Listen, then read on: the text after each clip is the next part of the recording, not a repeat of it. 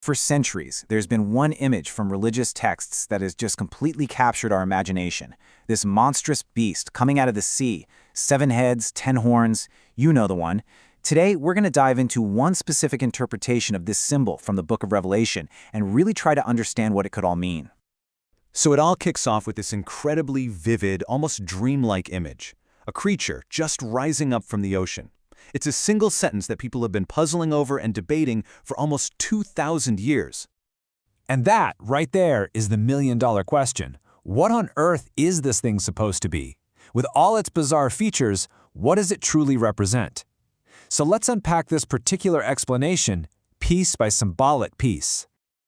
Okay, first things first, let's look at how this interpretation decodes the very nature of the beast itself. And believe it or not, it all comes down to one really important word in the text. According to this viewpoint, the specific word used is sphaipod. Now this isn't just your standard wild animal. The word implies something more, like a hybrid, a composite creature, something that's been unnaturally pieced together. And this whole composite idea is really the key.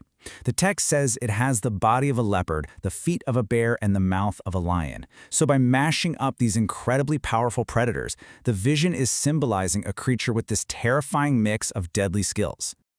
So, when you see something this powerful, it raises a pretty obvious question. Where did it get all that authority?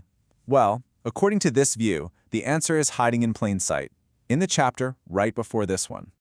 This interpretation makes a direct link. The dragon, who gets identified as Satan and was thrown out of heaven in the previous chapter, is the one pulling the strings. It's the ultimate source of the beast's power here on Earth. And this is absolutely crucial. This isn't just some friendly alliance. No, we're talking about a complete handover of power. The beast basically becomes the dragon's agent on the ground, wielding its full might and authority for everyone to see.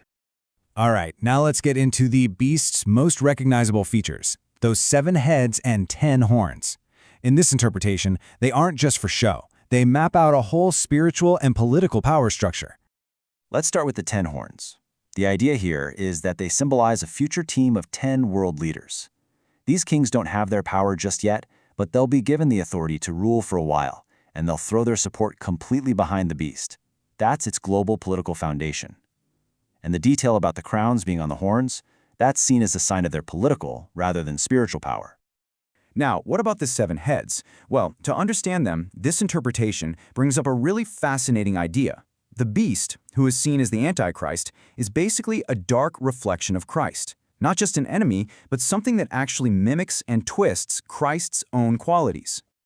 And this slide just lays it all out, side by side. On the left, you've got the 7 spirits of God from the book of Isaiah, which are said to be connected to Christ. And on the right, this interpretation lines them up with 7 opposing spirits, mirroring the 7 things the Lord detests from the book of Proverbs. It's a perfect, dark parallel.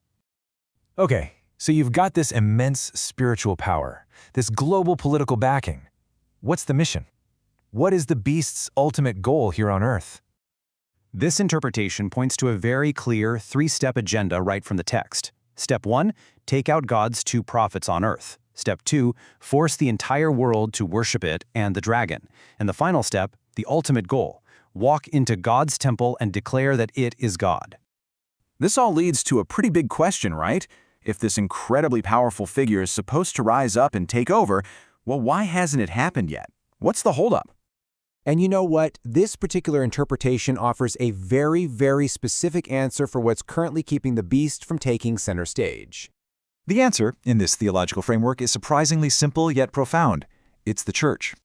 So here's the thinking. The presence of the church here on earth acts as a kind of spiritual barrier, a restraining force. And according to this view, the Antichrist simply can't be fully revealed until the church is, quote, removed from the picture. Once that happens, the final prophesied sequence of events can finally kick off. You know, at the end of the day, diving into an interpretation like this does more than just explain one ancient passage. It kind of forces us to ask a bigger question. How do we, today, engage with these ancient texts that are so full of rich and complex symbols?